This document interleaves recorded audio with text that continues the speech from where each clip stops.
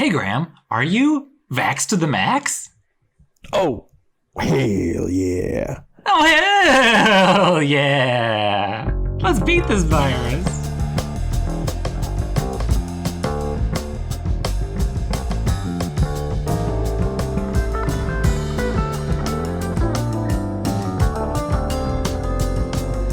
Welcome to the Hidden Roleplay Podcast, where we discuss deception and hidden role games. I'm your host, Kyle. Behind the scenes is our producer, Alex, and joining me is my co-host, Graham. Hi. What's up, buddy? It's been a minute since we did one of these, huh? Yes. We have other games that we want to review, but it's just so hard, because not enough people are able to come together and chill because of this gosh dang pandemic. But we will be doing other pods, I promise, eventually. Once we can get people together and play some hidden role games. Okay, that sounds nice. Today our special guests are Patrick and Philip, mods for the HeyTrainer forum Mafia we are reviewing today. How are you two doing? Whacketh, y'all. Harketh. Harketh indeed. Welcometh to our podcasteth, where we will be covering the 28th installment of HeyTrainer Mafia, dubbed the Savior Orb. Tell us about the development of this game. The development for this game, actually, I was inspired by one of your podcasts for Happy Town Friends, actually. You guys were talking about hero balls. And I had a thought, what? Hero ball. Like, it was a problem in the game. Town was just hero balling. Hero balling. All over. Mm-hmm. I thought he said hero ball. I had a thought. No. So I had a thought, what if there was a game that was all about hero balls? And the idea kind of changed from there a little bit. Took a medieval form, and we dubbed it Savior Orb. So does this mean I get a writer's credit for this one? Oh, no. Okay. No. Dang, I'm just trying to add to my possible categories for scummy nominations. You don't need it. Okay, so then you came up with this concept of the Savior Orb, and along with it, the Perdition Sphere. Really quickly, can you summarize what that mechanic was? So the Perdition Sphere, if a Mafia member got to hold it, they would gain a charge, and if they had a charge, they could use their special ability. Each Mafia had a Perdition Sphere ability, and that's that. Yeah, it is kind of like a counter to all the town members having a Savior Orb ability. We wanted to give the Mafia something. And how many players in the roster had no Savior Orb or Perdition Sphere ability? Only 2. Both town. Yep, gotcha. Okay. Before we move on from that concept, I just want your own personal review of what went right, what went wrong with it. Did it? I don't want to get too much into the specific game interactions yet, but just did it meet your expectations? Did it exceed your expectations? Does it need to be workshopped? I think there are a few things we could workshop. The Shadow Council, we could do some work on. The Saviors. What did you think about having it all be members of the town? Some people seem to insist that, like in Graham's game that had a Shadow Council of sorts, where there was a Mafia member on it. Do you think a Mafia member should have been on that council? We discussed that. I think maybe in retrospect, it could have done that. I honestly, we had concerns about if there was a member of the Mafia on the Shadow Council, they might be able to manipulate the town low too easily. So honestly, in retrospect, I would have at least come up with an entirely different system. Yeah, something I've thought of before. I'm going to run by you. What would you think about like rotating members of the council? Like the council isn't the same through the whole game, and that way, the problem I see with doing it one way or the other is like people making conjecture, like someone on the council must be a member of the Mafia. And Mhm. like you guys subverted that by not having one, but then people complain that there isn't one, right? So it's like a lose-lose situation. So if you had rotating members, some days there could be one member of the Mafia on, some days there would be none. I mean, that could work. You'd have to look at how it was chosen, if you randomized it, if it was, okay, nobody can be on it twice until everyone's been on it once. If it's still anonymous. Yeah, I mean, it could work. Yeah, that's just one solution, but it would have its own problems too. Of like, well, someone was on the council. If it's on Quick Topic, then that people who were on it previously would be able to see the Quick Topics. So you'd have to create new Quick Topic. You'd have to like work that part out. But on the whole, how did you feel about the spheres? Well, Too I mean, powerful for the town? No, they.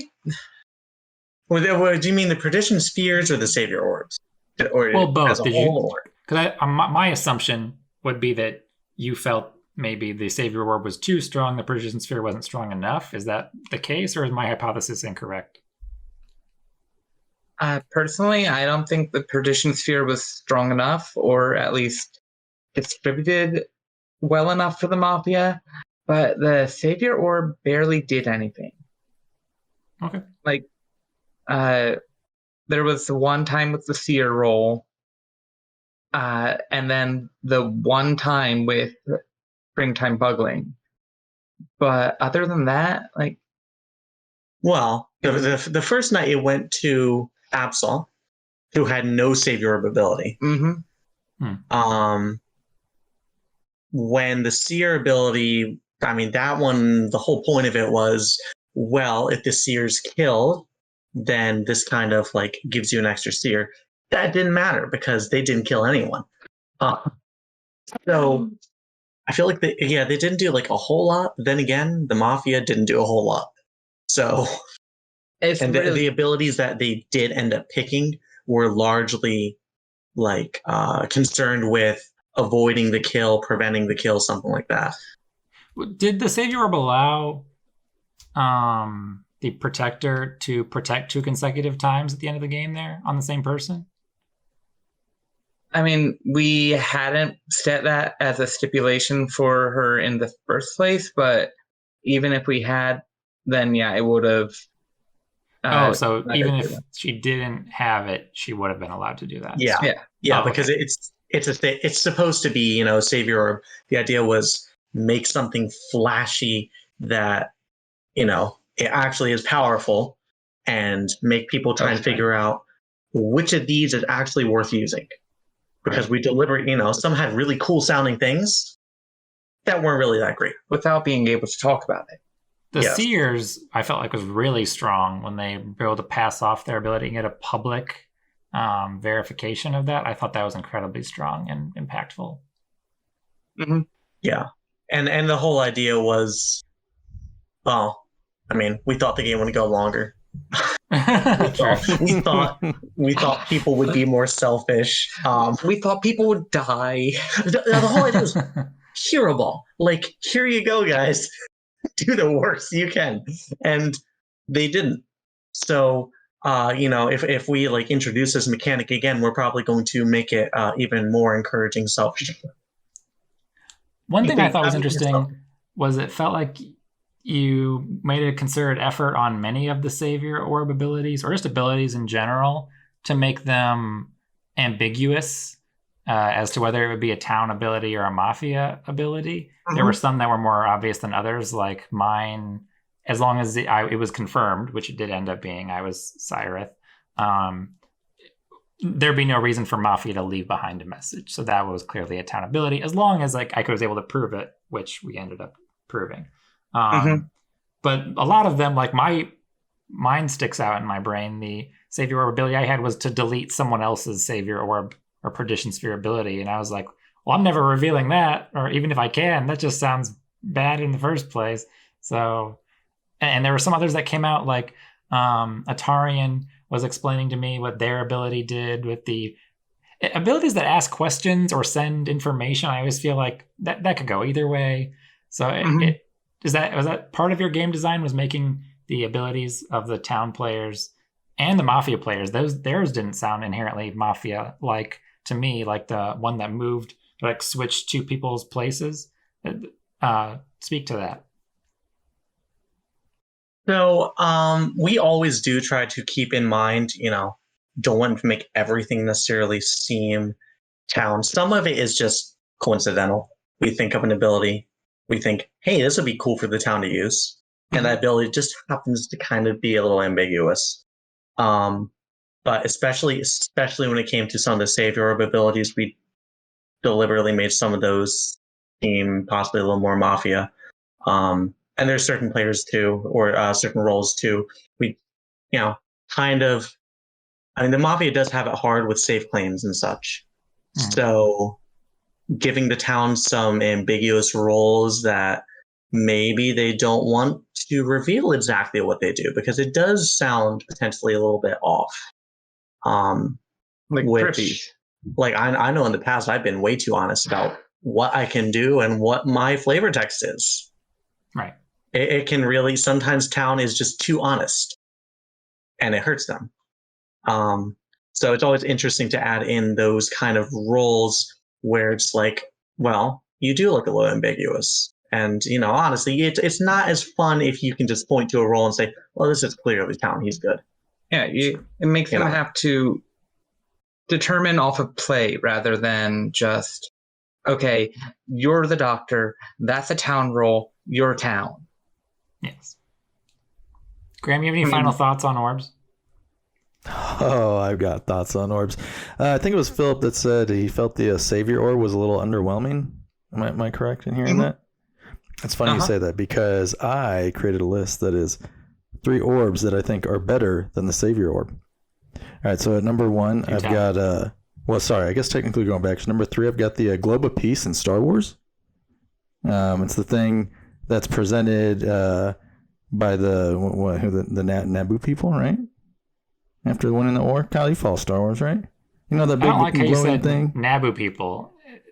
I feel like you have to emphasize the second syllable, Naboo. Like, it's in Star Wars. Naboo, it's the first one, right? I feel like that'd be disrespectful to their culture. Naboo? Is that? Oh, okay. Sorry. Well, anyway, that thing doesn't do anything. That sounds like the Hicks. Yeah, I'm out from Naboo. Well, anyway, it's pointless, but it's nice and glowy. Number 2, I've got the translation sphere from Doctor Who. Thoughts? You can translate alien talk, and if you can kill people with it, it's pretty good. Could the Savior make a Mafia kill game anybody? around it? No, that's too much work. Yes. One of them could. Yes. Oh wow. Okay, so it's a nerfed translation sphere. Number 1, obvious answer. I've got the Palantir from Lord of the Rings. The Pound? Palantir. Yeah, the one where you remember where Pippin grabs the ball and he sees Sauron while he's like freaking out looking into it while he's rolling around in pain on the ground, and Gandalf takes the blanket and throws it over the... You remember this? Yeah, it's so powerful. It gets them killed. Yeah. It doesn't get I'm gonna have to come back to you. These are strong words coming from a man who didn't even finish the game. It is. I know, but it's I Lord look of the forward Rings, to reading this article on Clickhole. It's gonna be on BuzzFeed, but I'll have to expand it to like. It's gonna be top 8 orbs. Number 6 will surprise you. That'll be the Savior orb. That's right, I like the hero ball things, and unfortunately I didn't play. So go on. All right. So anonymous games feelings. We've had some people express that they want to continue anonymous games. We've had some people express that they want to not always do anonymous games, maybe alternate, maybe just do one a year that isn't anonymous. What are your feelings about how it's going with anonymous games? I think that anonymous actually, and I guess we'll see after the current game, while the game's about to start, see after that goes. But I think anonymous may be helping the town. Oh yeah, so for sure. There's a lot I less mean, biases that you can Yeah. that can use you to steer your reads. That you're always suspecting the same Yeah. people, right? it's no longer, oh, hey, look, it's Absol Trainer. Well, He's Mafia. it kind of is. Okay, yes. Absol Trainer identifies himself to the room. Everyone knows who he is, but nobody gets caught up in the discussion of, okay, well, this player is playing how they don't normally play. That's a tell. Let's vote them off. And then it turns out, oh, hey, they just wanted to try something new because playing the same way gets boring. Yeah. So, I mean, I like anonymous games sticking around more often, maybe, than normal. Before it used to be like, hey, look, it's an anonymous game. I kind of like the idea of it being, hey, look, it's a normal game. Maybe a few of those a year, more anonymous tilted. So, Graham, like, what do you think? 60-40. I agree with all of that. The town's winning more. It's more in line now with like the Town of Salem or whatever games that auto randomize your username going into game. It feels like the win rates are starting to line up more with that. But then again, it could be very small vacuum or very small sample size, and yeah, Yeah, they'll find a way to screw it up. the metagame has to adjust, right? So it's a really strong. We've had this really strong factor come into the metagame, and everyone has to adapt how to play Mafia now. Like, what are your Mafia strategies when you're playing in an anonymous game? I would concur mostly. I think with maybe a 2-to-1 ratio, 2 anonymous to 1 non-anonymous, or just one game a year that isn't anonymous. Mm-hmm. Just because I think it's sometimes fun to be able to play as your own username and like have your personality be a part of the game. Whereas for me especially, I feel like when I play anonymous games, I have to play a very vanilla, could be anybody kind of personality, and it's not quite as fun all the time, even though it's nice not to have a target on your back. Yeah, Graham? It would require a lot of the honesty system, but I'd be really interested to see how a game goes that's anonymous, and then at the end of the game, it's never announced who was who. Sounds like you need to run a game. I know. I don't have time for that right now. I don't see the appeal for that. Why would you not want to know who was who? You want to be MVP? I don't know. Just curious. I want to be threads discussing it for years. There's no reason, because then I'm sure there's some people in the back of their head that when they're playing anonymous, they still are thinking like, okay, eventually people are going to know that this was me, and they're going to look back on it and maybe play just a tiny bit differently because they know that eventually their identity will be revealed. Whereas if you think that it's never going to come out, that you just throw all caution to the wind. I don't know. There are certainly people who would just either admit who they were or would want to take credit, and then they start process of eliminating everybody else. Yeah, and then we shoot them. Oh. Yeah. So don't shoot them? No. It also really complicates the scummies, my guy. And I know, that's why I'm saying. Which number 2. Everybody should be making nominations, by the way. Yes, please. While it's still fresh in your minds, if you've got nominations you want to make, although for such a short game, it's probably pretty hard to nominate for many categories from this. Except mod of the year. Oh, yeah. Except mod of the year, yes. Yep. Right here. Or sub out of the year. Oh, new category. That's right. I'm glad you choose from here. I couldn't have transitioned more perfectly myself, because I do want to talk about the substitution rule, which was brought up at the end of the game. The one that I myself initiated into the HeyTrainer meta, which was that no one could sub in past the end of day 2. And there seemed to be some people who thought that there was no purpose for this rule anymore, and that if people still wanted to sub out, they should be able to sub out. And we can find people who are more active and to fill that role. There's no reason we should have mod kills, etc. The reason that I put this role in place was because it kind of ties into what we were talking about before we started the pod, where some people post way more than others, and that discourages other people from continuing to play the game because they feel like they can't keep up.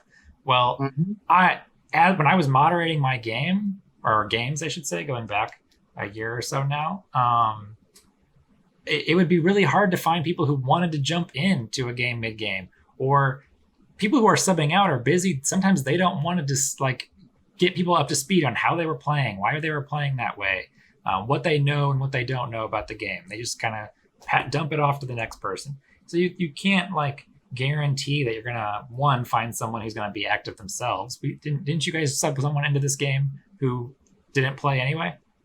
Two cards. So you can't guarantee the sub's gonna play more. Two, you can't guarantee that the person subbing out is gonna help the person subbing in. Three, there's going to be so many pages sometimes on HeyTrainer games that nobody wants to read. Nobody wants to read a novel to play a game.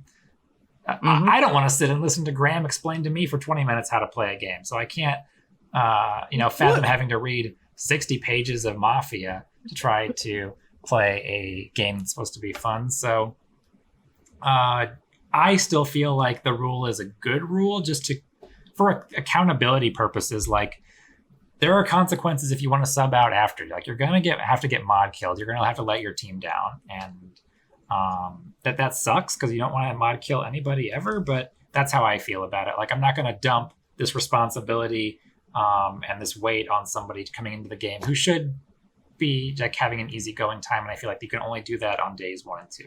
What do you guys think? Oh, I agree completely. I mean, especially for... It was one of the recent Among Us games where good old Jellyfisher and Darth Pika and someone else, Superstar and Darth posted how many 100 times? Okay, I got a job partway through, and my posting activity drew. So there were, 60 pages or more by the end of day 1? Who wants to read hell. that? It's bad. It was hell. So, like, you're not going to be able to find somebody who wants to do that. And playing a game should be fun. And those people should be, like, voted out next game. Yes. I stopped. I was reading, like, 10 pages, after work myself. You know, it's only a little ironic coming from you. It is. I can't post that much anymore. I can't. My work doesn't allow HeyTrainer. We'll see what very happens. eyes. It's unfortunate. It says it's a gaming site. Gosh. Yeah, you have same opinions, Graham, or anything else to add? No, I completely agree. I honestly might even be able to get rid of day 2. Just day 1 sub or else. What if it was day 1 sub? Probably depends on the roster size.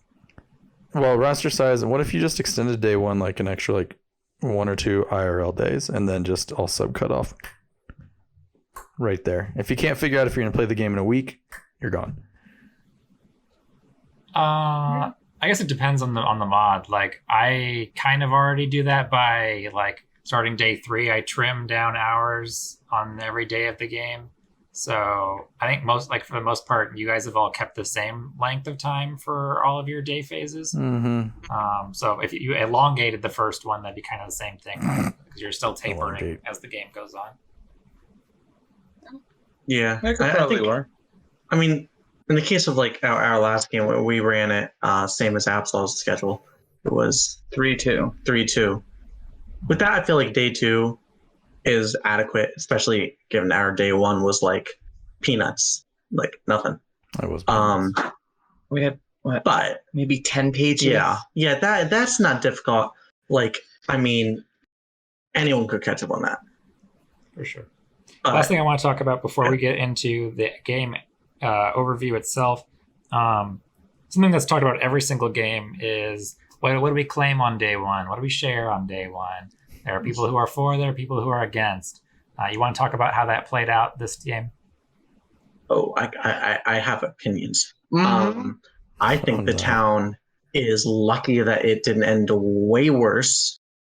I do not understand why they were so hesitant to claim. They didn't claim anything day 1. Not even the smallest detail was mass claimed. Nothing.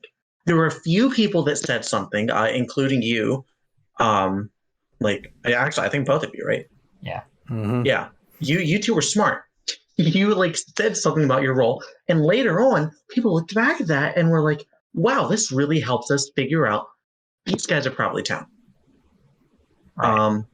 But then there were people who didn't claim anything, Including the 3 members of the Mafia. None of them claimed their title, their flavor, or their abilities on day 1. They just were blank slates. That's pretty All 3 of sus. them. Yeah, very sus, right? It was.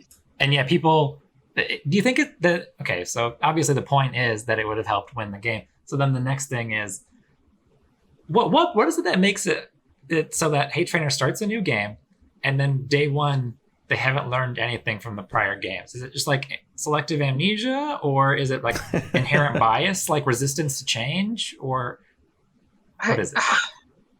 I don't know. Like, they saw what worked very well in the last game. The town actually won an overwhelming victory for the first time in quite a while.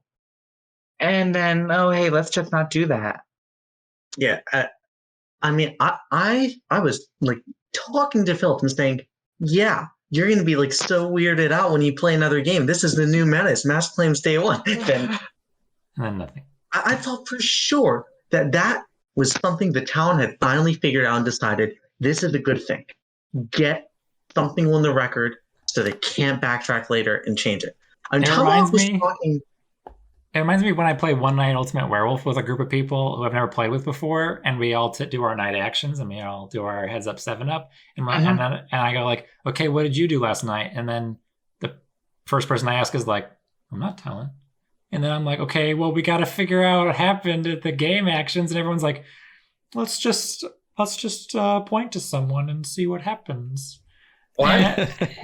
Like there's no reason. When you play with people who don't play a lot, they're like, well, I'm gonna be coy, I'm gonna be mysterious, and that's how I feel like HeyTrainer is. They're like, let's just try to deduce it using our eye contact and body language. And we're like, well, there's physical things we can actually figure out, you guys. You don't have to be sus all the time. I don't know. Yeah. It's frustrating. Yeah. It's frustrating. Yeah. The Mafia is talking about like altering their role ideas so late into the game. And if you read the Mafia chat, people and Darth Pika both had 2 terrible ideas to claim. Yeah. Would have immediately pegged what was the one like new. Robin Hood? Robin Hood and Daffy Duck. Daffy Duck, yeah. No, not Robin Hood. He was gonna claim sheriff. Whoa, and there hang was on. already a sheriff in the game. I have not read Mafia chat. Are you telling me that someone was planning on claiming Daffy Duck? Gerald FF Darth Pika was going to claim Daffy Duck. I mean, he probably couldn't have gotten away with it because our games are weird. No. But that's really weird. I guarantee you one of the vocal players in the town would have easily come in like right after Daffy Duck and been like, that sounds like something Pika Bros would do. Yeah, somebody still it would have stuck out. And Don't later rule it out. We have a limit. We've thought about it, but we haven't done it. Okay. Besides, we got Donald, not Daffy. Renfield's claiming Neil Diamond. Thoughts? I'm waiting for that to happen. Let's go to the overview then. Day 1 felt like a lot of hubbub about nothing. I feel like really nothing got accomplished. And at the end of the day, we were like, well, I guess we're going to pressure for information. What did you think about how day 1 played out? Oh, it made me sad for every single town player because they forgot how to do a good day 1. Yeah, we were very frustrated and very concerned that we were going to have to mod kill like 6 people. Because posting requirements were not met by like half the game until maybe 24 hours left. It was basically a few people talking. I think it ended up being, despite the terrible idea to not claim anything, a worse day for the Mafia because I guess they didn't know what to do because there's talk about. So stupid things that shouldn't have been any notice were suddenly a big notice. Like FF saying that, oh, some of us sent in our role confirmation directly to the mods. That ended up being a big thing. And then AWASP made some very slight comment that ended up getting him investigated because nothing else was happening. And the Mafia didn't quite know how to do nothing. As bad as it was for Town, I feel like it was, as bad as it was for, for Town, I think it was actually a worse day for Mafia somehow, even, especially because of how inactive some of them were. They just kind of like were left themselves in the unknown group, right? And that's kind of how we solve games now, is just process of elimination. Yeah. And while Cyrith, was the one who ended up being pressured, and it was like a good pressure, I feel like, of all of our options to verify someone who has an ability that like couldn't be Mafia, right? It's basically a town clear. Well, that's like a good play. The only two other people who were like getting significant talk about them were Verily by Stompeth, who, as you said, got seared, and FF, who got discussion about them, who ended up being Mafia as well. So like they were already like the only people who people wanted to actually vote for, I felt like. Yeah. Let's go on to what happened that night. You want to talk about how they arrived at the decision to target Ducketh?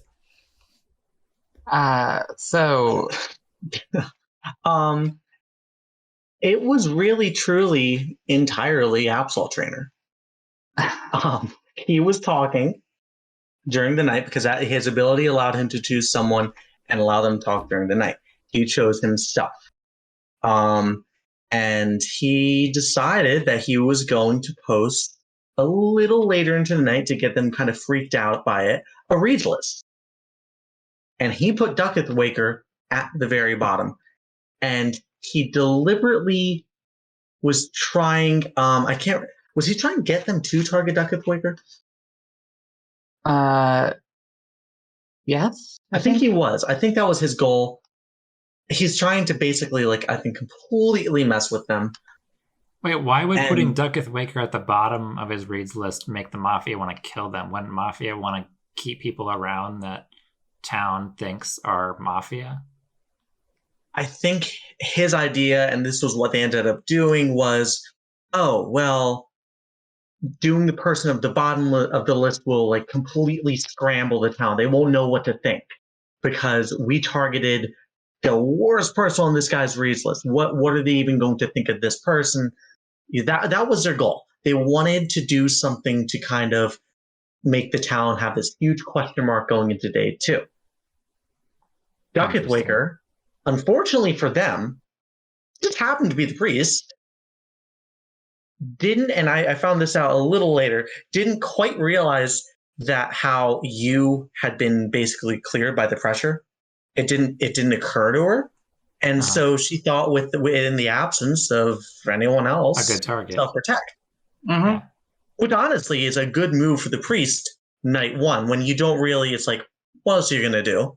Self-protect. It's smart because you know that you are important. Save yourself if you can. So, yeah, it was a decision that entirely came down to Absalom with it with them. Well, I mean, so Darth Pika I'm having a really also hard time wrapping my head around both the logic of the Mafia targeting someone at the bottom of someone's reads list, and are you saying that HeyTrainer was intentionally trying to get them to target Ducketh Waker? I think that's what Absol is trying to do. I do remember the Mafia was saying, let's do something to kind of like just scramble their read. I can actually look it up. But why would he want them to target Ducketh Waker?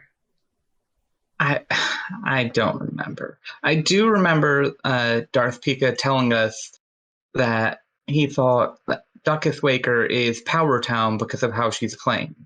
And then day 2 saying, oh, she's the priest, she's self-protected, that that must be what happened, because who in their right mind would have protected Duckethwaker of all people? Right. And their thoughts on that affect grades. Gotcha. Yeah.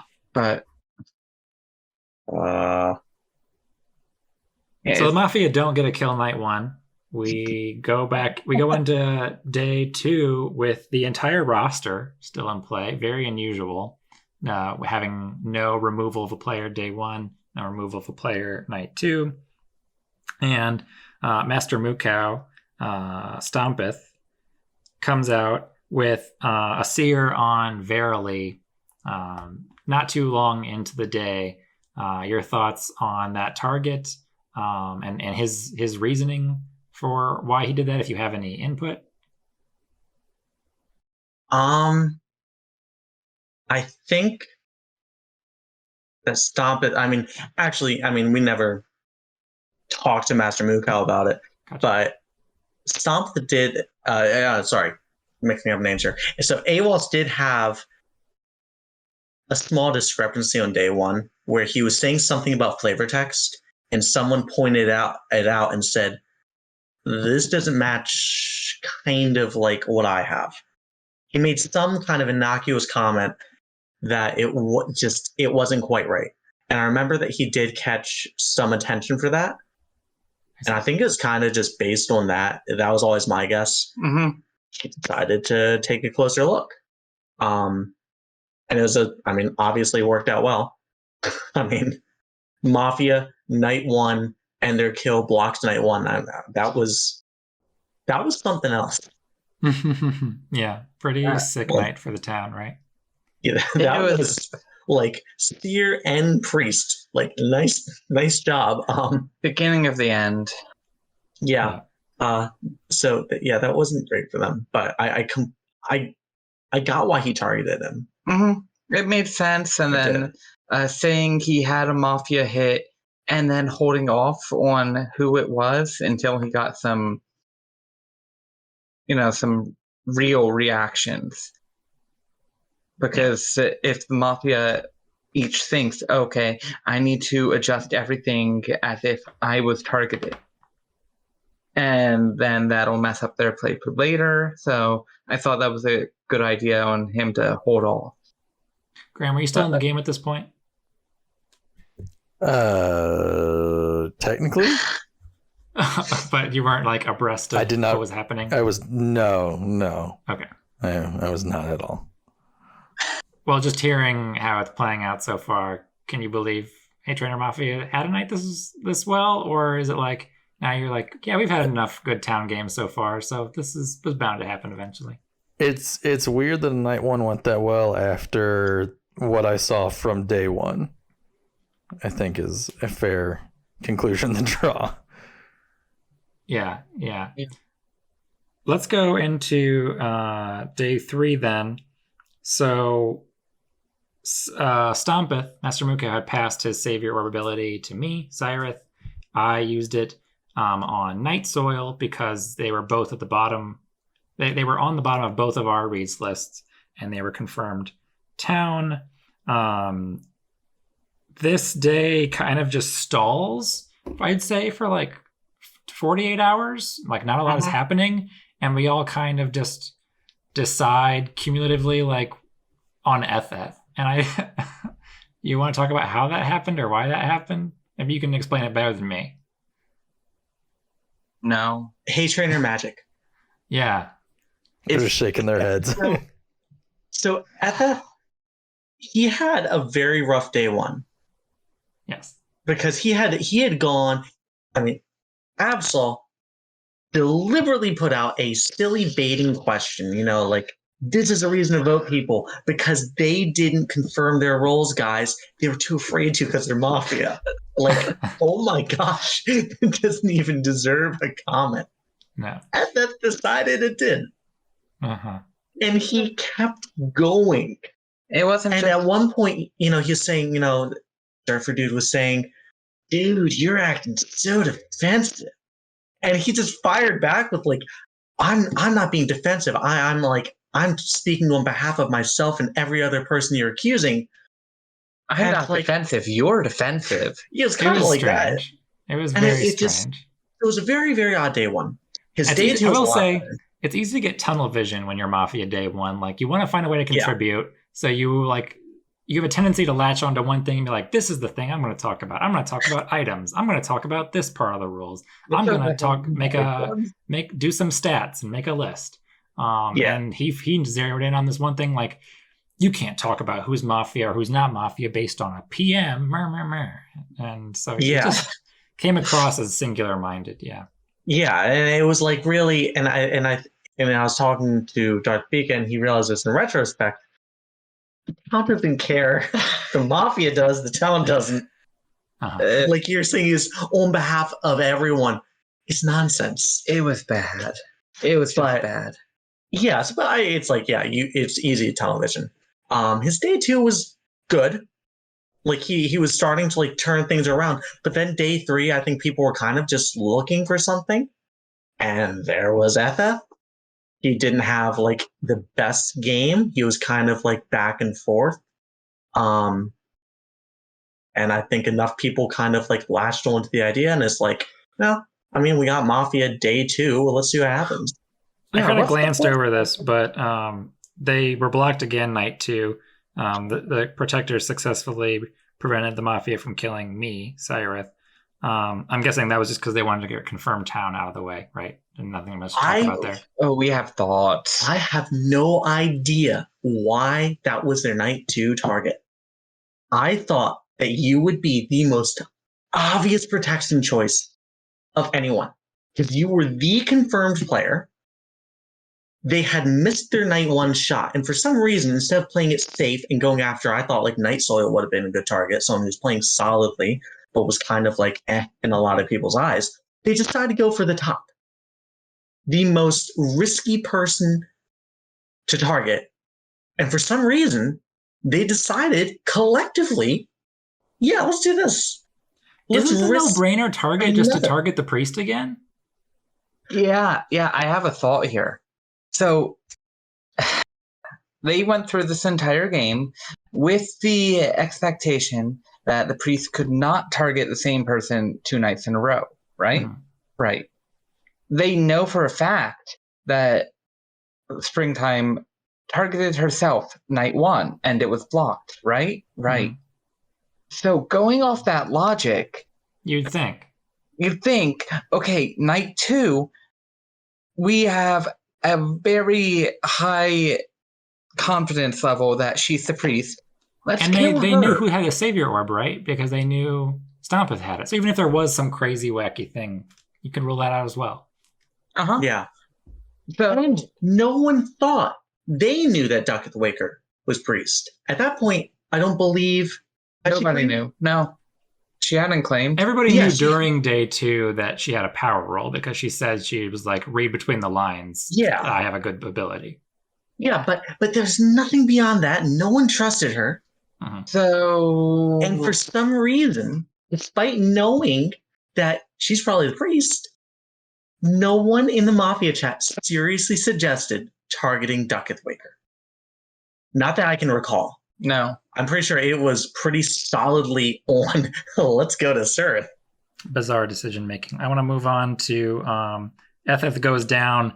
They implicate Privy on the way down. A lot of funny coincidences around this. I don't know that Darth Pika knew all of this when he chose Privy, but as HeyTrainer would point out, that FF had made a mistake and accidentally said Privy when they meant Verily. So it was implied by HeyTrainer / Surfer Dude that they must all be the Mafia team together. Privy reacted to it, I felt really strange, saying like they should not be allowed to play in the future if for making an accusation like this.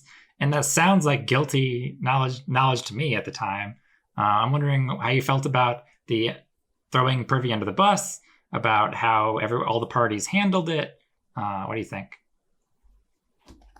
So we talked, and so Privy's whole thing was, well, if I'm Mafia, and he not only threw me under the bus, but it was rage quitting. He's going to say, I'm Mafia, and I also see her as town. So now he's put you in a position where you have to kill me at some point because you cannot know any other way. That would be rage quitting, because if you say, okay, he's Mafia, but then there's a seer and he seers this town, then you have reasonable doubt.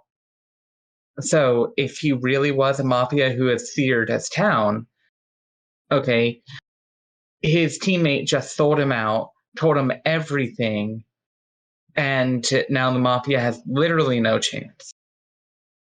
So, yeah, if Privy had been Mafia, then if Privy had been Mafia and that was genuinely rage quitting, then I can see why it would be grounds for, like, that's an attitude of, like, ruining someone else's enjoyment of the game, your teammate. You wouldn't want that person to be playing in future games. But that wasn't the case. And so I don't understand why you would ban someone for doing that No, it was, so his argument was... I'm pretty sure Privy did say, if I were actually Mafia, then this would be bannable. Yeah. Which is why I'm not Mafia. I think he had said that at one point. That's why I'm not Mafia. But my thoughts on that play were really, like, it happened once. It worked. However, I would very much like it to not happen again, because I don't like situations that make players feel uncomfortable, like the rules may have been seriously violated, and they can't ask the mod. It was incredibly uncomfortable, for sure. Like, wondering if something against sportsmanship had just happened. Yeah. So that part, I don't like that. I don't like adding that to a game, because it starts to make it into an outside the game tactic, kind of like this is happening. Exactly. It reminds me of when people who are Mafia say, like, someone in my life just got in an accident. I can't really play the rest of the day to, like, get stuff off of their back, Like, it's a bit much. Like, you got away with it once, don't do it again. Yeah. Right.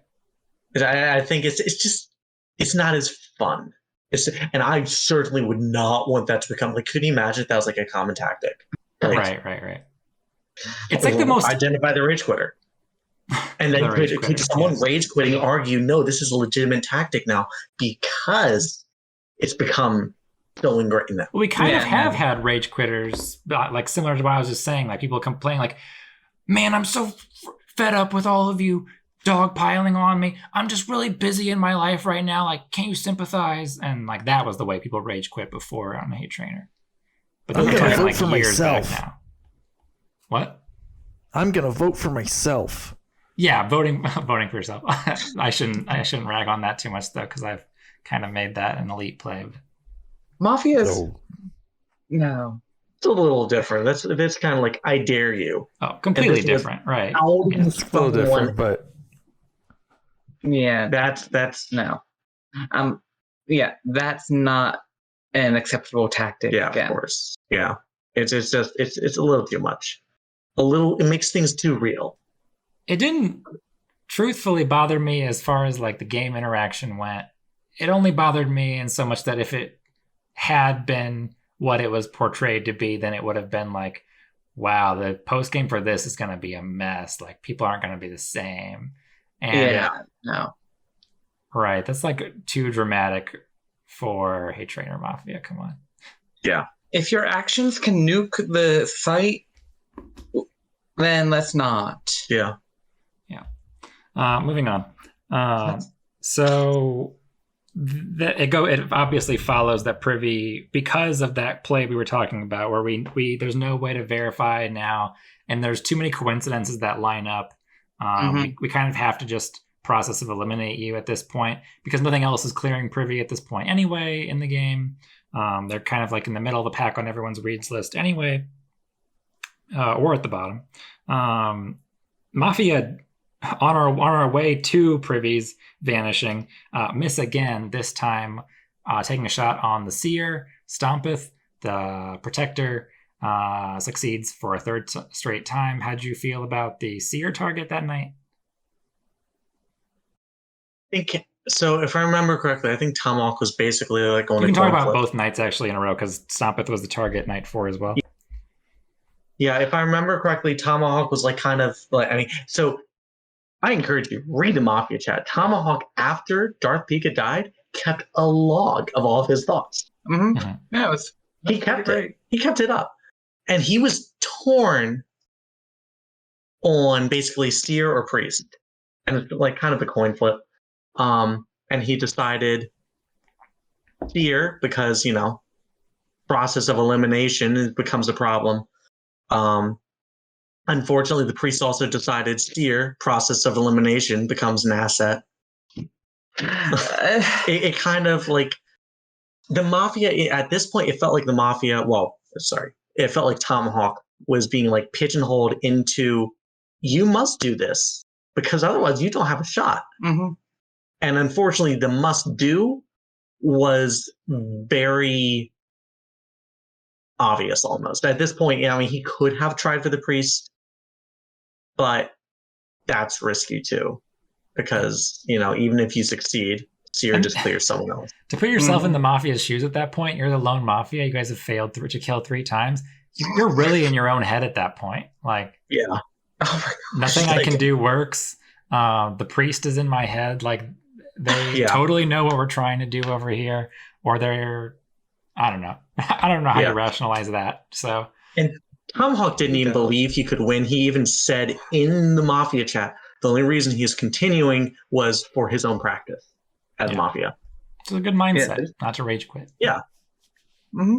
So the day finishes the following, where Master Mukau gets off the seer, thanks in part to them actually removing Privy the previous day, even though it was obviously a town removal. It helped process of eliminate their game further, which, as I'm always stressing, is how you win these games. You just remove the unknowns until the fewest variables have to be considered here at the end of the game. And that allows Master Mukau to identify K-Day as the person we know the least about, and they see her as Mafia. So that day ends pretty quickly, which allows us to move into the grades.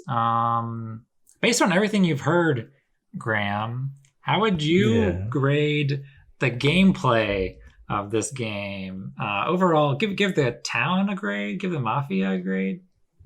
I mean, seer hits, lots of priest blocks. It seems like an easy A for the town. Pretty like fewer casualties for town than Mafia.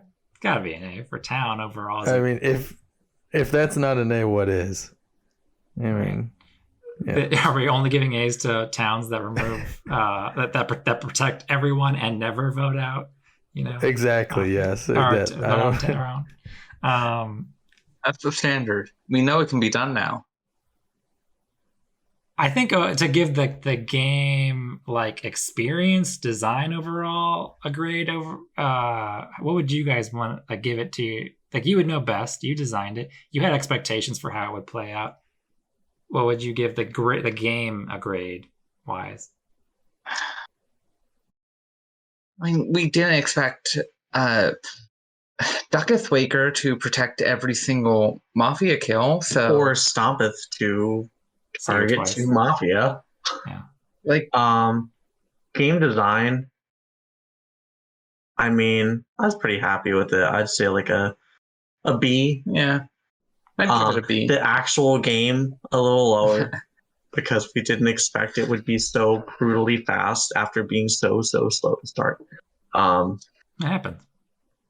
Yeah, I mean, it happens. You know, you hope that there's someone dies at night, so you don't have to come up with creative scenarios in which a duck vanishes a person that has no bearing on the story.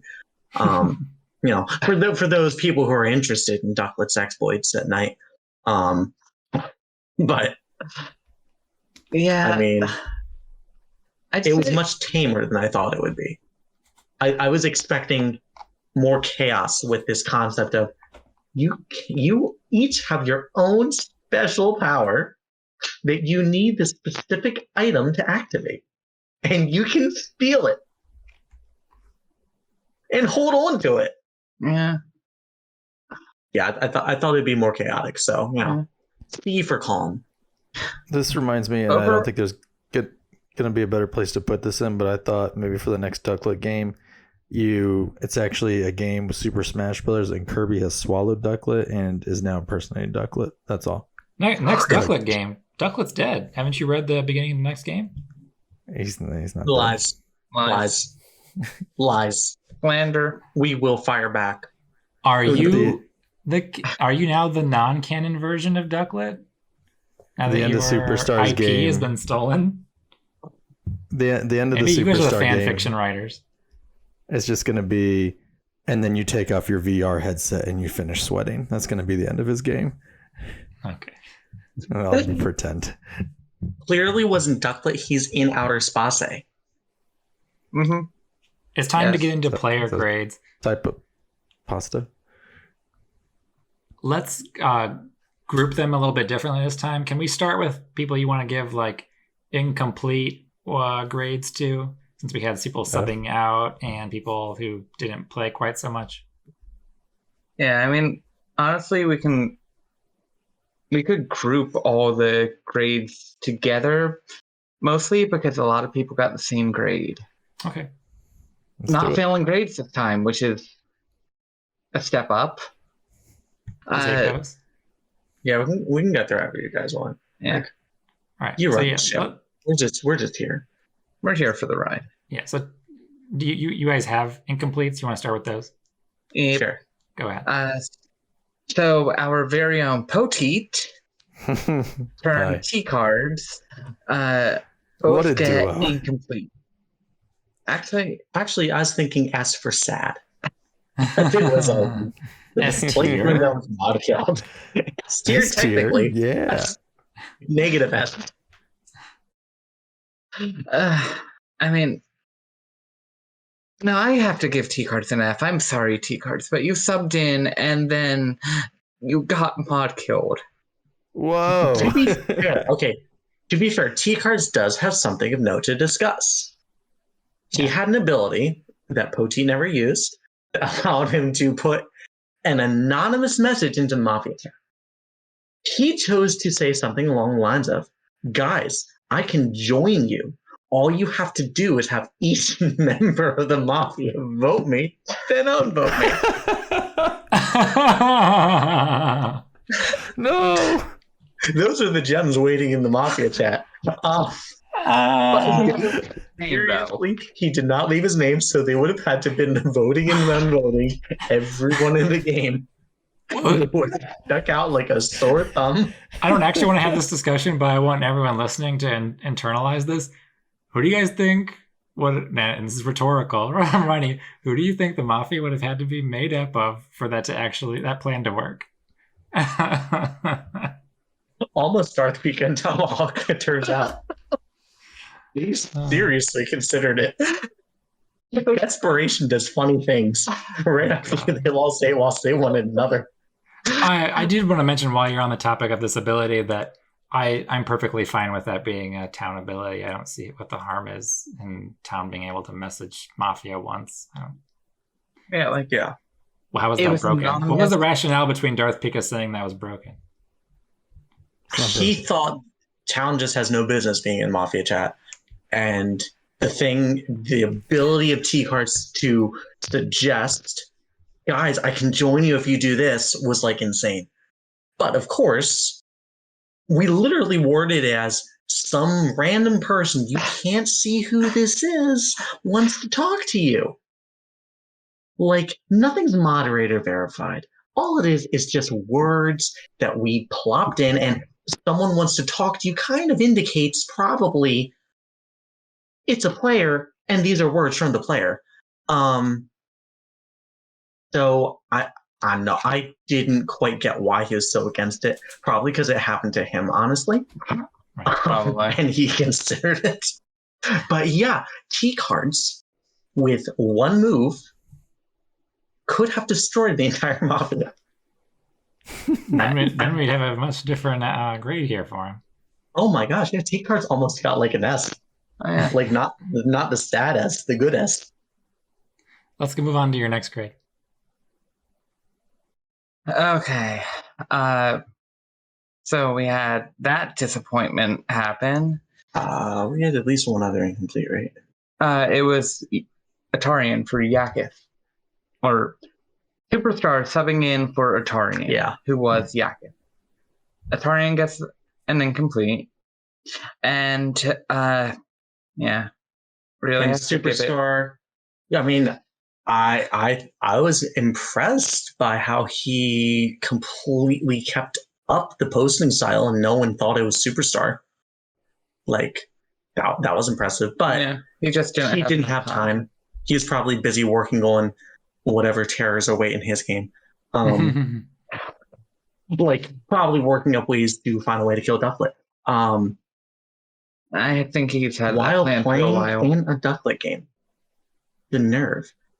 But yeah, so he didn't do much. Okay. He was almost in an activity kill. Except he actually messaged us saying that he wouldn't be able to be posting because he has something going on, so we made an exception. And we didn't want to mod kill someone else. Right. So next. Okay, so surprisingly for town, we don't have any C's. Do we? Honestly, I don't know. Just go through. Okay. So for B, we now have. Oh, don't spoil it in advance. Where's your sense of showmanship? I think it's okay if we spoil it for this one. We just kind of like go in ascending order. The surprise will be whose name comes next. That's fine. Okay. Fair So enough. for B, we have you, Renfield 89, Yep. who played as Surith. Or some people I found pronounce as Syrith. But it's Ducklet. It sounds dumber. Syrith. Yeah, no, I prefer Cyrith. I went with Cyrith in my mind. I thought it was That's not the only one. Syrith. So, you got pressured, which was a great thing. You kind of rode that out. Just rode that out. Good Syrith. You played with the utmost valor. No, but you, I mean, you didn't make like any huge waves, but you also were a calm, rational person who didn't get swept up in some of the conspiracies that were happening later on. Honestly, in terms of our grades, that was a big factor if you bought into some of the conspiracies or if you kind of just sidestepped them and were like, nope, not looking at this. Not today. Yeah. So, yeah. You did good. I concur. Next. We have Jonas Steeler, who was Orgastic Anarchy. Also a B. Actually, that one I gave a C or C plus there. I gave B minus. I gave C. C plus. I like pluses and minuses. Okay. I know some people are against them, but newcomer nominee Scummeth or for Scummies? Yeah. Oh yeah, absolutely. I'm still at my vocabulary is still back in the medieval words. Time. Yeah. So yeah, I mean, let's get medieval. Quit the accents. Come on. You've been to the whole podcast. Yeah, that was the best thing you guys did all game. So many independent people chose, I'm going to do some medieval accent. And we didn't enforce a single one of them. And then, of course, Absol, who ruined this game by making everyone associate it with the beach. And surfer dudes. Okay, anyway, getting back to Orgastic Anarchy. I mean, she had a couple things that she misunderstood or apparently ProHawk didn't inform her of. So it's all ProHawk's fault. Yeah, it's all ProHawk's fault. But I thought she did pretty well considering this was her first ever game and it was a weird game to come in on. Aren't they all? Because the Mafia didn't ever kill a single person. No, but I mean, I gave her slightly lesser grade, mostly because she kind of found herself in the conspiracies. Mm-hmm. She was kind of getting swept up a little bit. But I was really impressed by her posting style. It was very it was well thought out. Her thoughts came across pretty clear. She clearly was putting effort into trying to like come up with her own ideas. I would not have guessed that was a new player. Oh no, not at all. Like no, she easily is gonna be a good player and win newcomer of the year. Yeah, she's gonna be. I mean, do we have any other? Yes, Patrick. Oh yeah, we will. We will. Your girlfriend. Yeah. Yeah, so I know who I'm voting for. Oh my.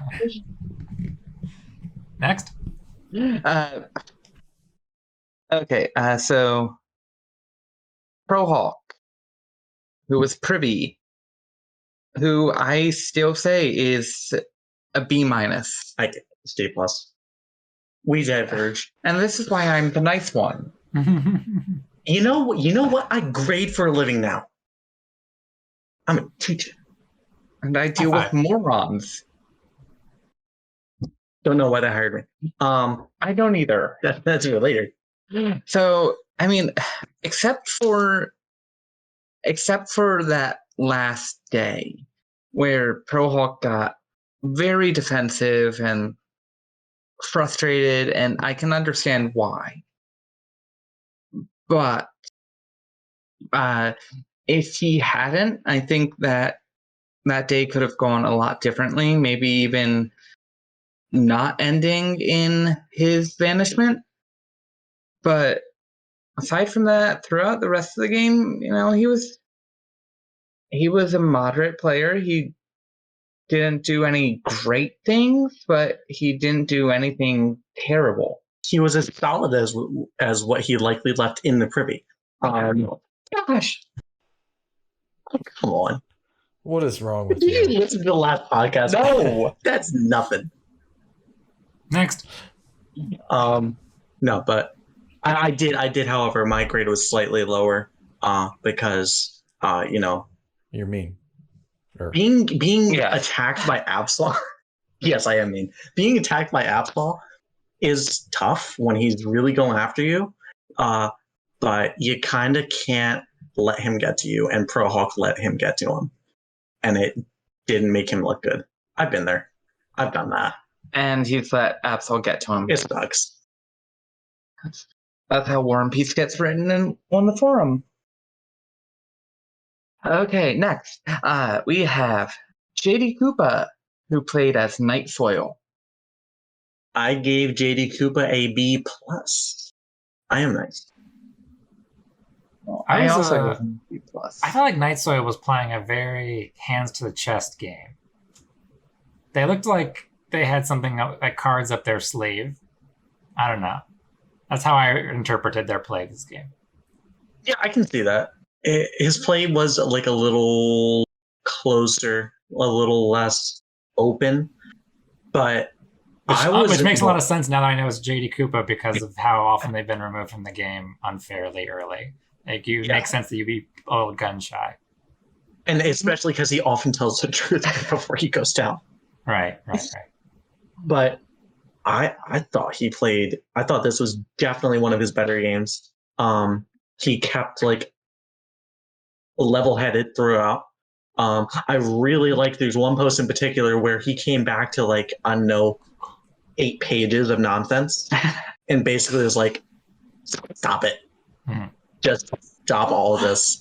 So, he didn't get caught up in these and back and forths really. He just kind of cut through, got to the main point without getting sidetracked by the kind of the bickering that was going on day 3. And that was really very unfortunate for the Mafia, literal one Mafia, because they needed someone who could be swayed. They needed someone who would buy into some of the nuttier stuff going on, and JD Koopa just completely ignored it. Mm-hmm. So honestly, anyone that played like that, you get a B, because that was a death blow to the Mafia. Not to be conspiracy tinfoil hat time. To be or not to be. Okay. Next one. Because he got a B. I got it. I appreciate you. Because that comment almost went by without remark.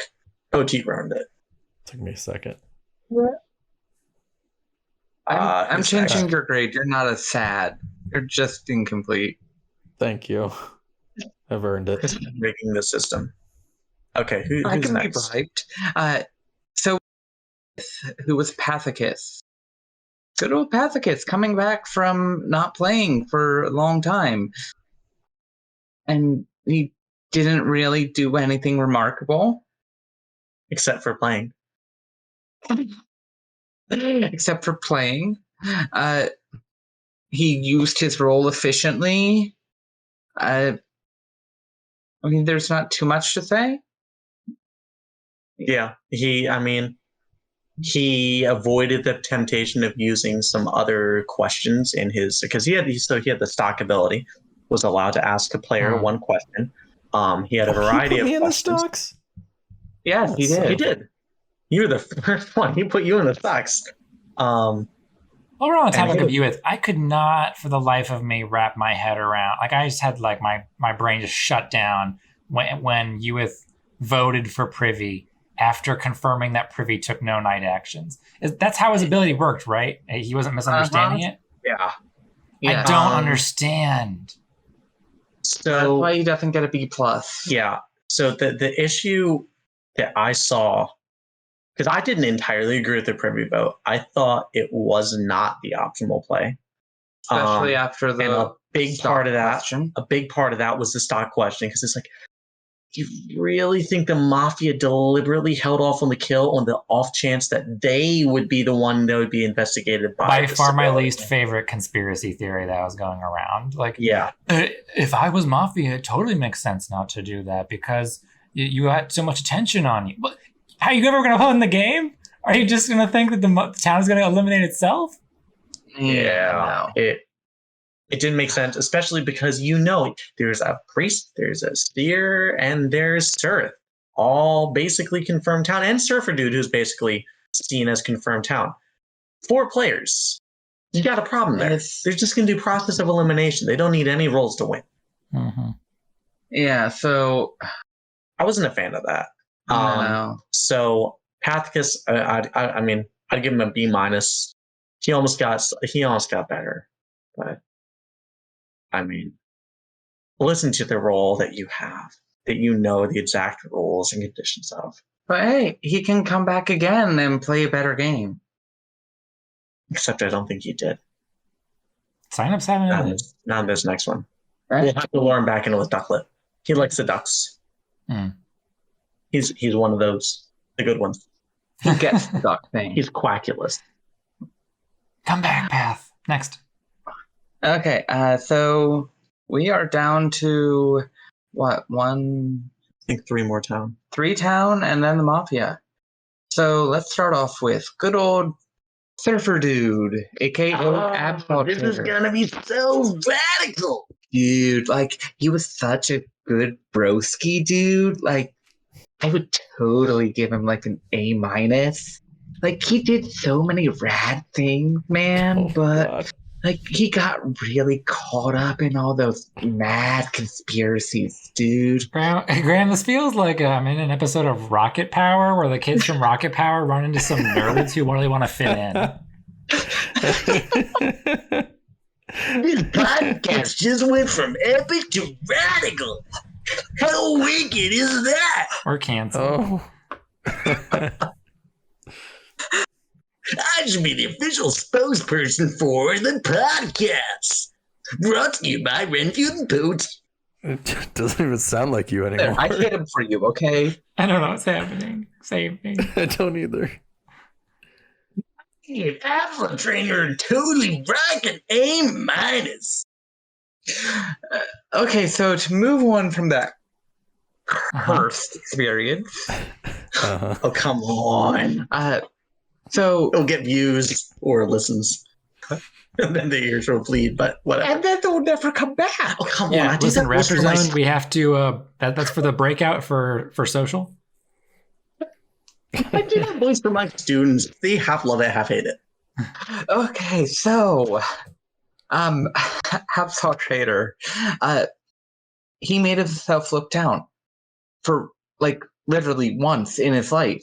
He looked town and he was town. playing a surfer dude was one of the best things that he's ever done, because it forced him to have a different perspective, to not go into this hyper aggro state of Jeff in your face. And yeah, I think he just played a lot better. His reads were better. He actually got people to trust him. I know he said he didn't fully come out to the town with everything because he didn't know if his king role was actually just flavor or if the Mafia got something for eliminating him. But the reason he gets an A- is his conspiracies. Oh, wasn't that? The conspiracies and going hyper aggro. Absol should have stayed chill surfer dude the whole game. Mm-hmm. He thought it would be because the town had like a bunch of lead. He thought that he could go aggro. Unfortunately, and I think this is really a great game for an example of this, Absol being aggro works better when he's Mafia. Because Absol being aggro tends to make the people that he's aggroing aggro back. Mm-hmm. Because it can be very it's just right in your face, and you feel like the only way you can respond and not get drowned by his barrage of attacks is kind of like fight back in kind. And it doesn't make you look good. Mm-hmm. Forget what you're saying. It doesn't make you look good. And when he was like the chill, laid back surfer dude, that wasn't an issue. He was able to talk to people. They would want to respond. And he was able to kind of like get to things without getting distractions of like kind of false reads because look how they're reacting to this statement. And there's like emotion behind it because, you know, aggro versus like chill, mellow vibes. Stop it. Yeah, so he plays. If he'd stayed surfer dude the entire time, I would have like easy A. Mm-hmm. But easy A. And I hope we see surfer dude in the future. That'd be weird. I like surfer dude. Just give him the Surfer dude account. doesn't flood the He has to sign game up with that account novels. from now on. All right, Yeah. next. Okay, so next we have Stompeth, aka Master Moocow. Solid A. Yeah. One of my favorite things that happened in this game was I was talking to Darth Pika. And I think it was like night one, and we were just talking about like old games, and he was saying how Master Moocow just has had a bad go of it recently. Like he's just like some of his games, he's just kind of not been able to find his way. And that was right after he had submitted his night one seer target as AWAS. And I was like laughing so hard internally because it's like he's doing pretty good this game. Like his day play was solid. His targets at night for this year were like, I think basically there wasn't a single one that I thought, why did you choose this person?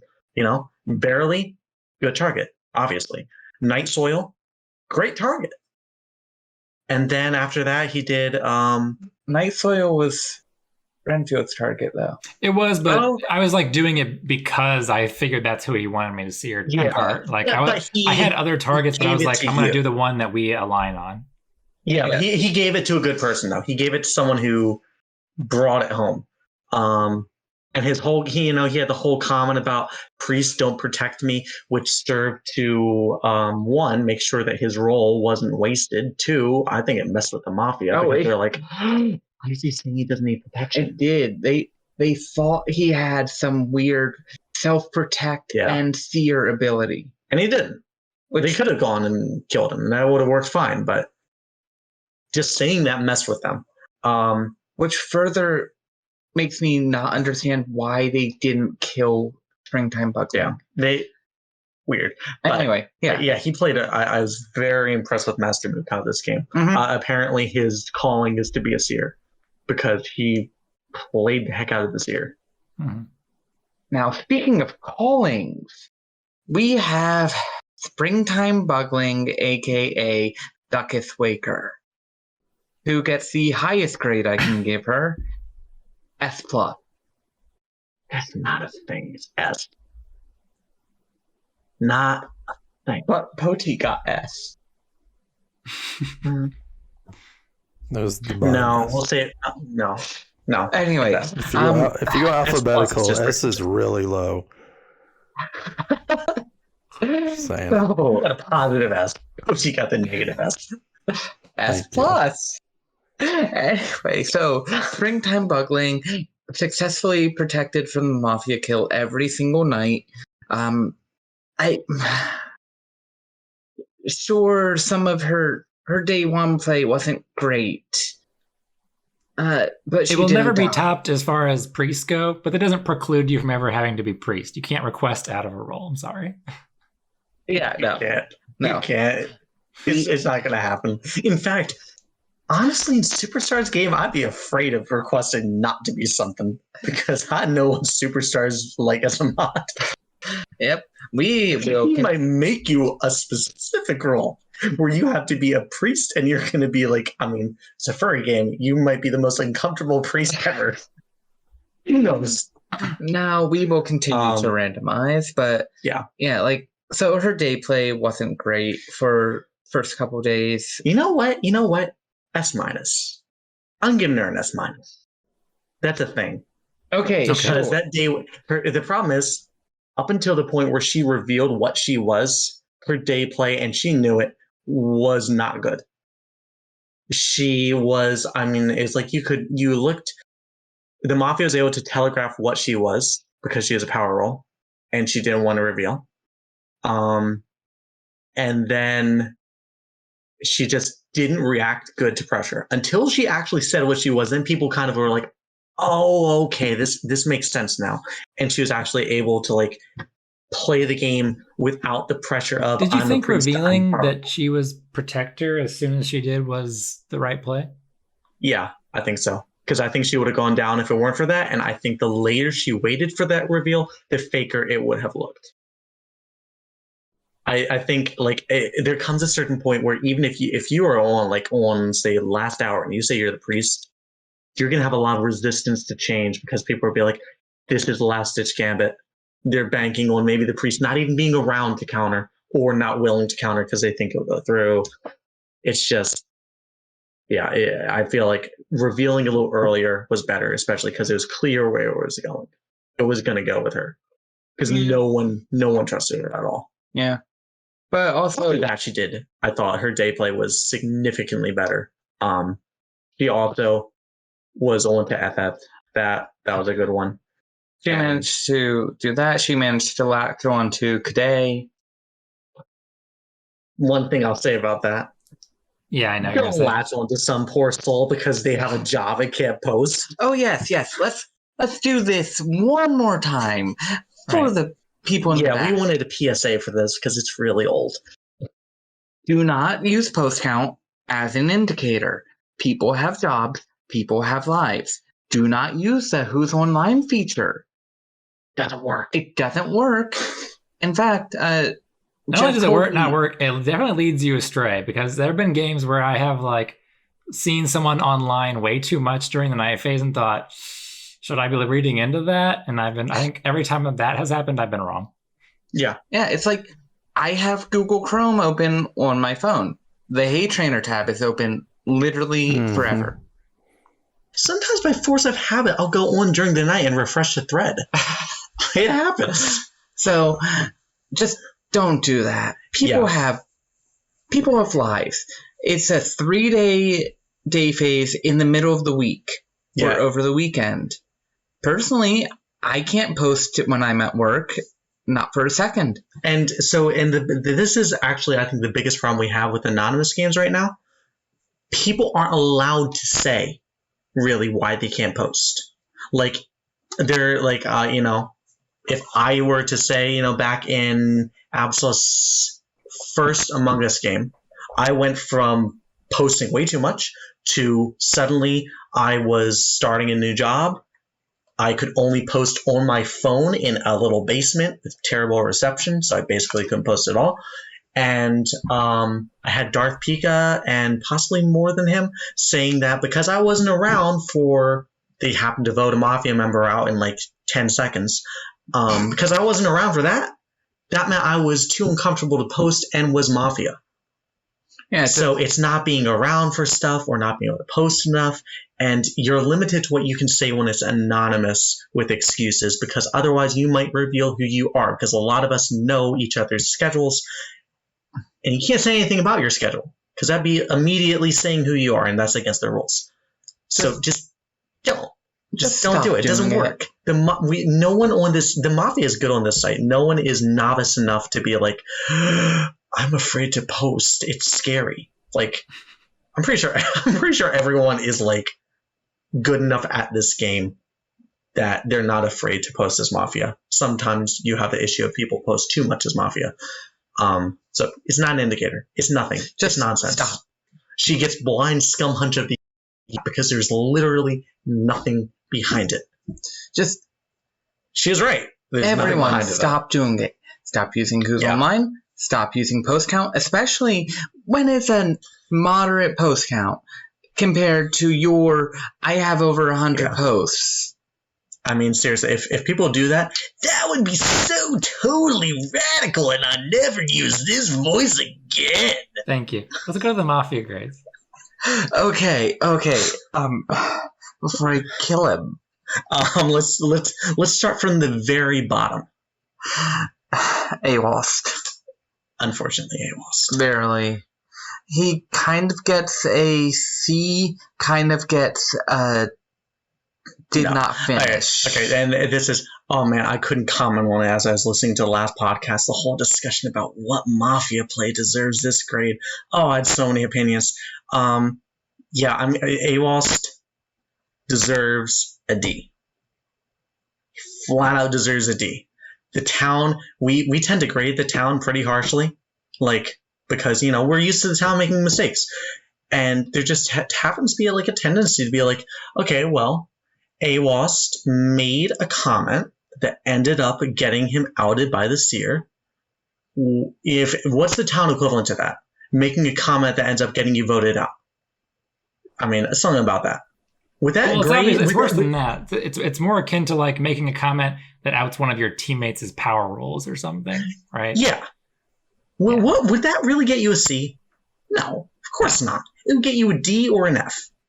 So I'll give A-Lost a D for that, because to his credit, day one was wacky. A comment like that normally wouldn't have been noticed, except there were basically like 6 pages day one. And everything tiny was noticed because there's nothing else to go off of. But it was a comment. He nearly did something far worse by revealing he was a sheriff. But he didn't. Yeah, he doesn't get anything off of that.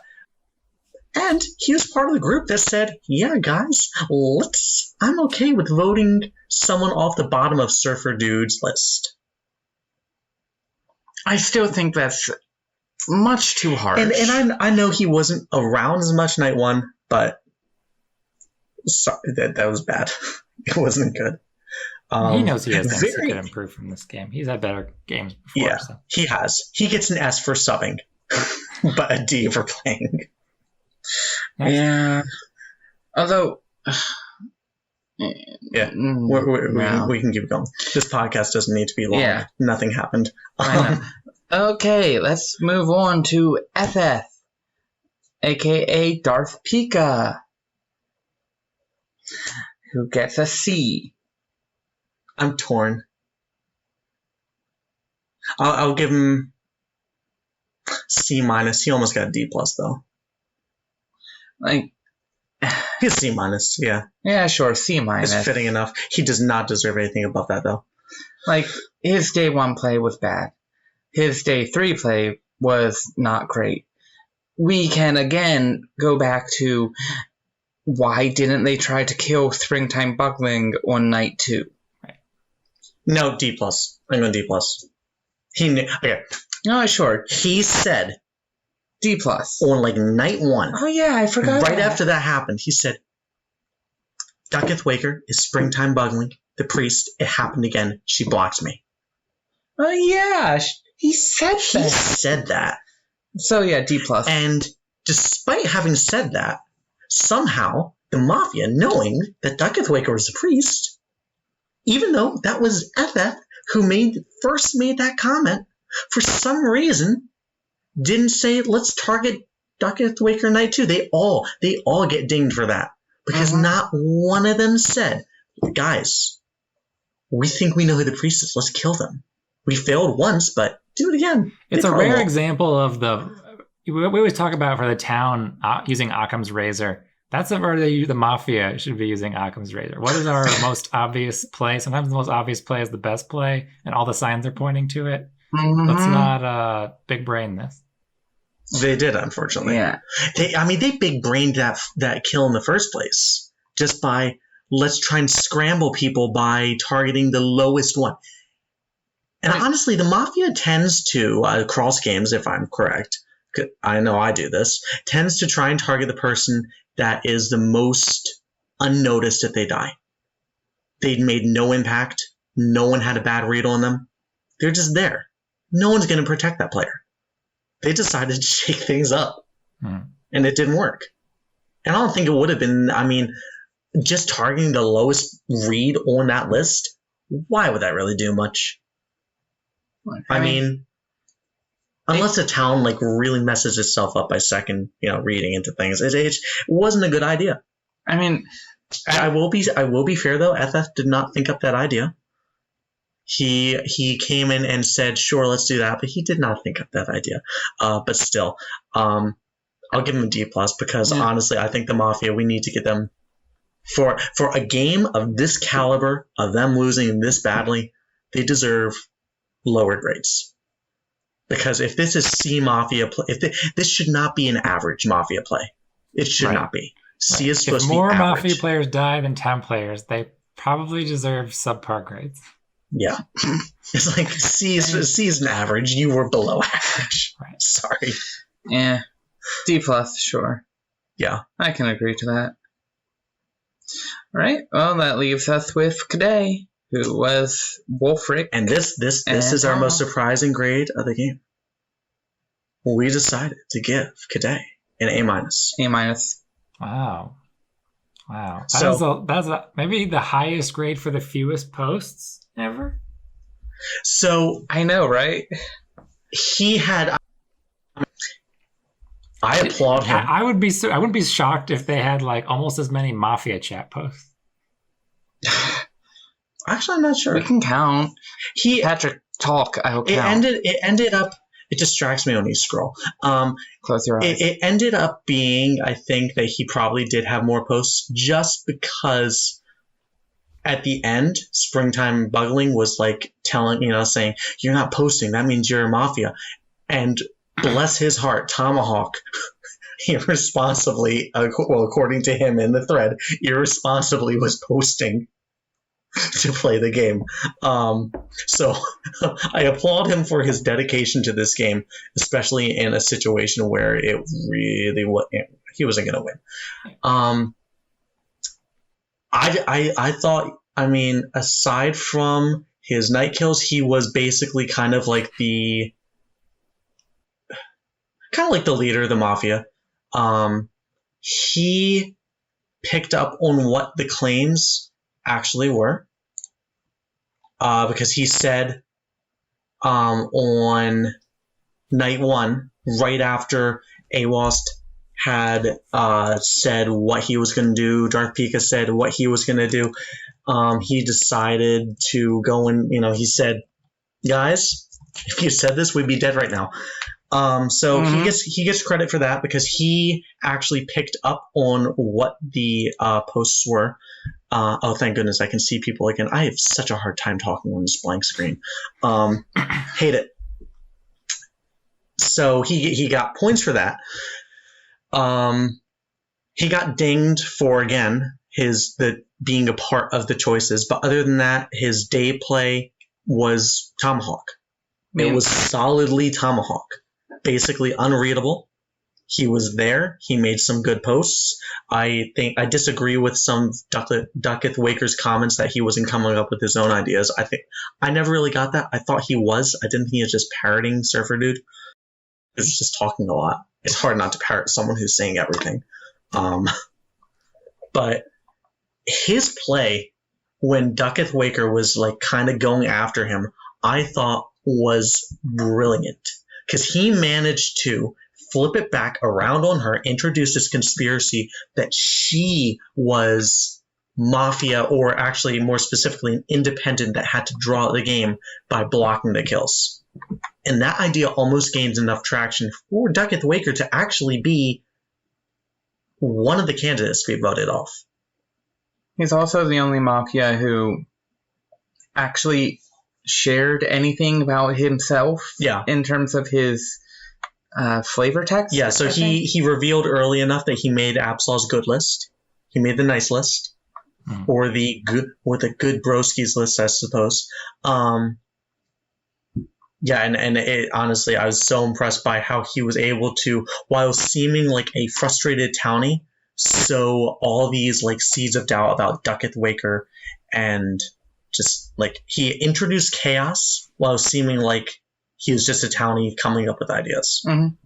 I was really impressed by that. I think if he hadn't have been hit by the seer, he would have been able to keep going with it because they were paranoid that the Mafia would seer his town.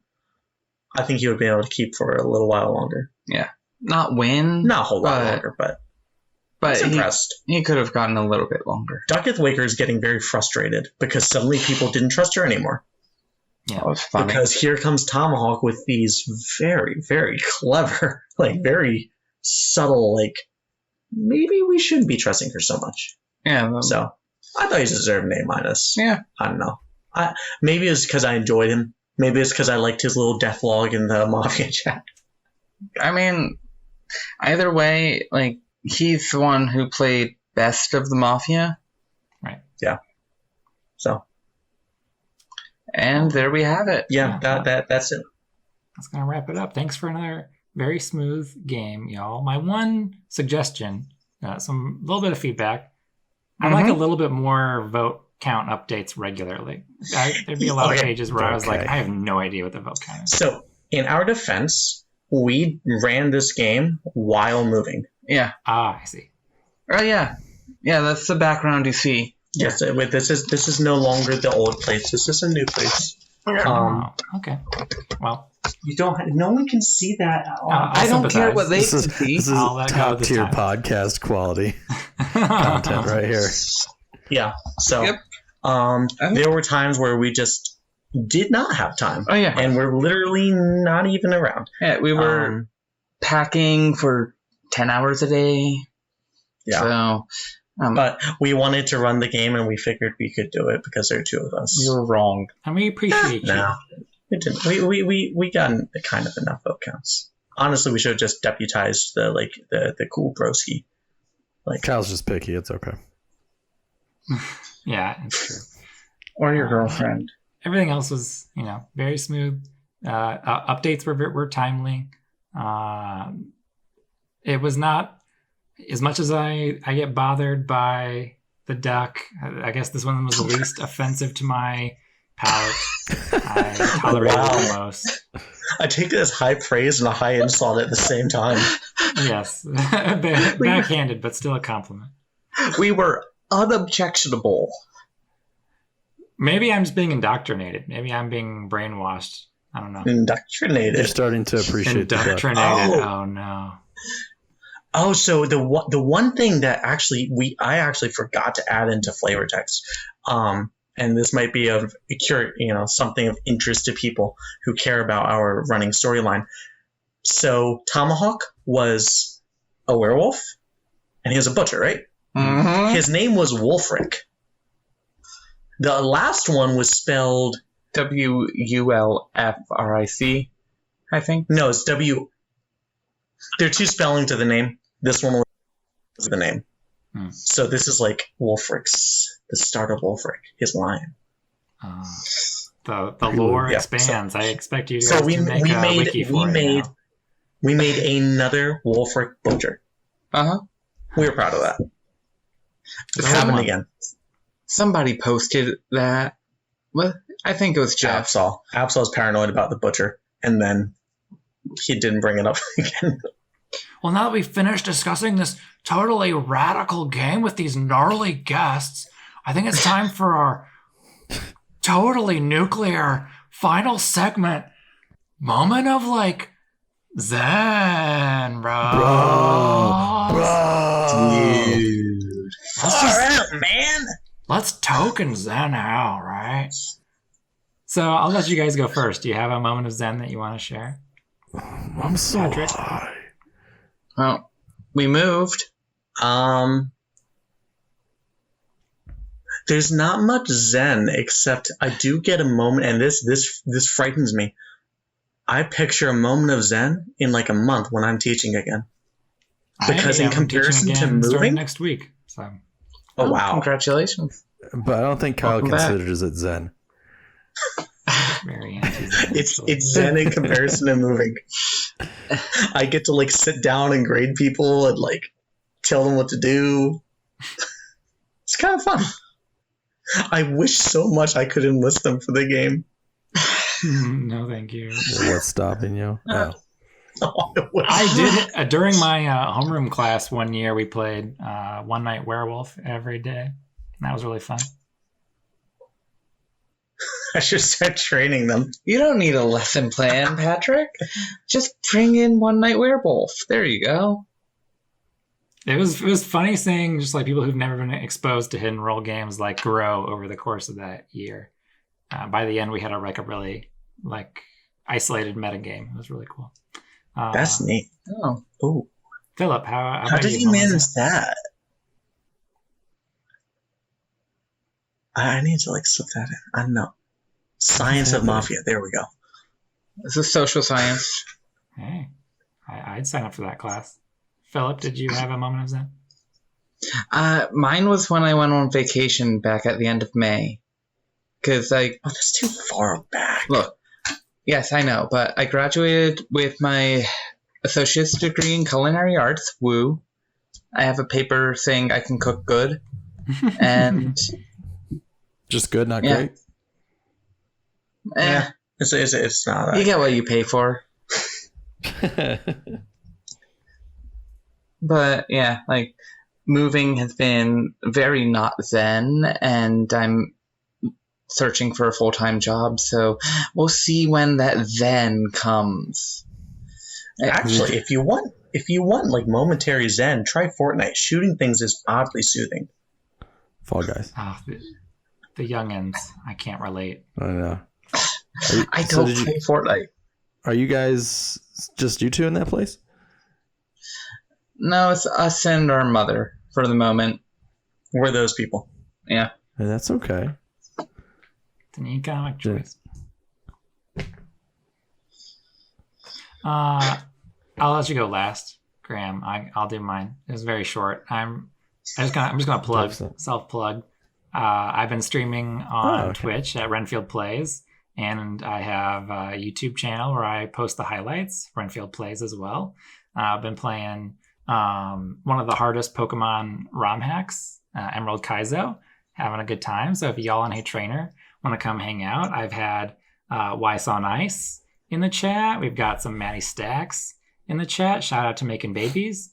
So if you want to come in and watch me try to do hard Pokemon math, usually I do like 2 weeknights, 9 to midnight, and then like Saturday, 2 to 5 is Eastern Standard Time. So yeah, that's the plug. That's my It's own. about time to Post catch the cast link. form.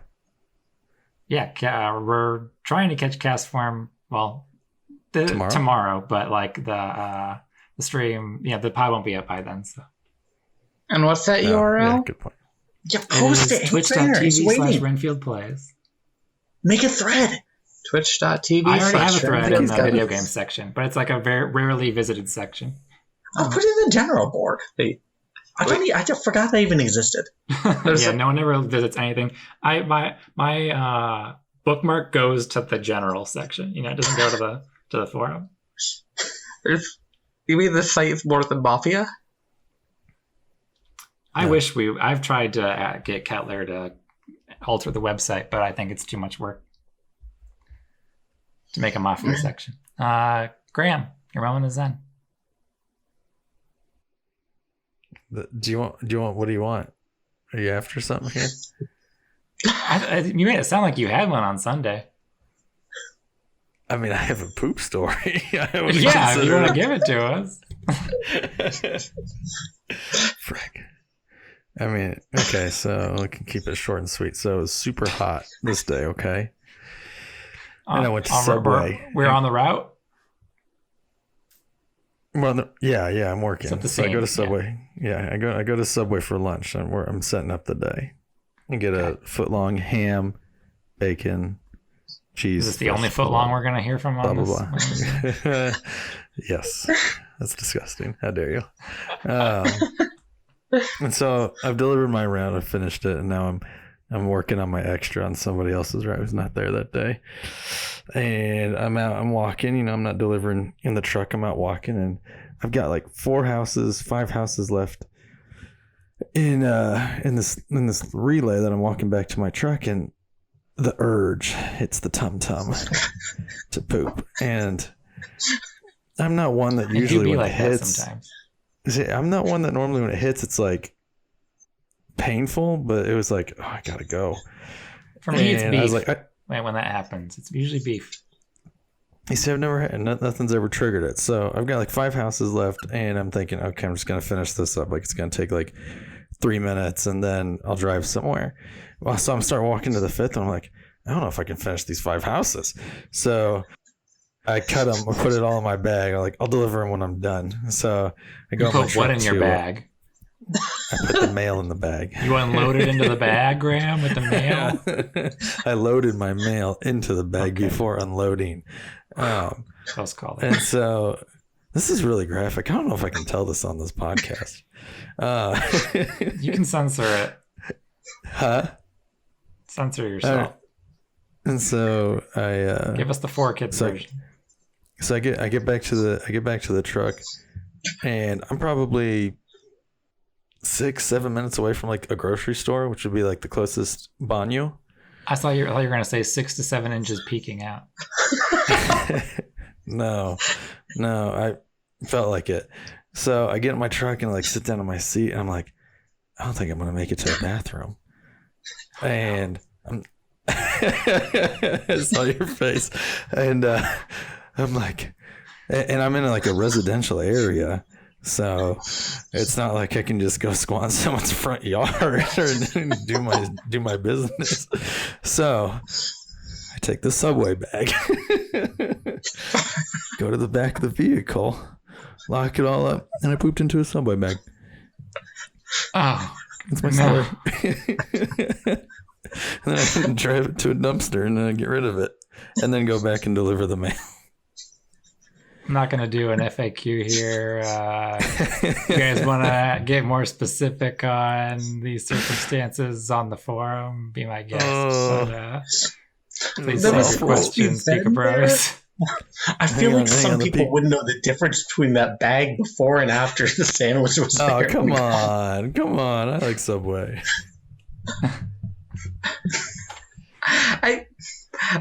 If I had any other thoughts, I don't. Let me tell you, and here's the hardest thing is there's nowhere to sit in the back of those things, so I'm like squatting, and I've got like up to the cheek, like I've got bag on cheek to make sure that I'm all lined up properly. Right, you're in like squatty potty formation, but it's invisible, right? Yeah. Yes. Yeah. Well, I mean, probably honestly, like a little lower. Oh, I didn't even tell you the worst part is, like I said, it was really hot that day. It was like 91, and so people can see. Like I'm in one of those tinfoil mail trucks. There's no AC or anything in that. You go into the back of one of those, it's like 110 in there. So I'm back there. I'm just sweating bullets. It was awful. It was pretty steamy, I'm sure. Those kind of environments. Yes, it was. If you ever pass gas in a sauna, you know. I've never done that before. Have you? You don't strike me as a sauna guy. Okay. I don't see you hanging out shirtless with other guys in a steam room. I'm sure there's fan fiction of it somewhere. Okay. I think that was the best part of the... I mean, technically, I mean, if we want to go... I mean, I had to do some of the chip bag, too. On that note, Pika Bros, thank you for being here. It's always a pleasure. I say thank you for having us, but I have mixed feelings now. You're welcome. I want to iterate that unlike Amazon workers who have to do this on time, time was not an issue. It was my body's time that was the issue. I had plenty of time to go if I could have gotten there. So, Pete, what a pleasure. Thank you. This has been the Hidden Roleplay podcast. You can follow us on Twitter at Hidden Roleplay. You can, give us a review on iTunes or whatever. That always helps. We haven't had one of those in a while, so if you want to give back to us for committing our time to do these reviews, I'd appreciate it. Until next time, and next time might be the next Mafia review after Superstar's upcoming game. Be sure to sign up pretty soon. I'm sure that'll be closing and here anytime now. Then we'll be here, I'm sure. Any last words, everybody? I got mine out. We know you did. Thank you. Later, everyone. Bye, HeyTrainer. Bye. See you next time. Love you.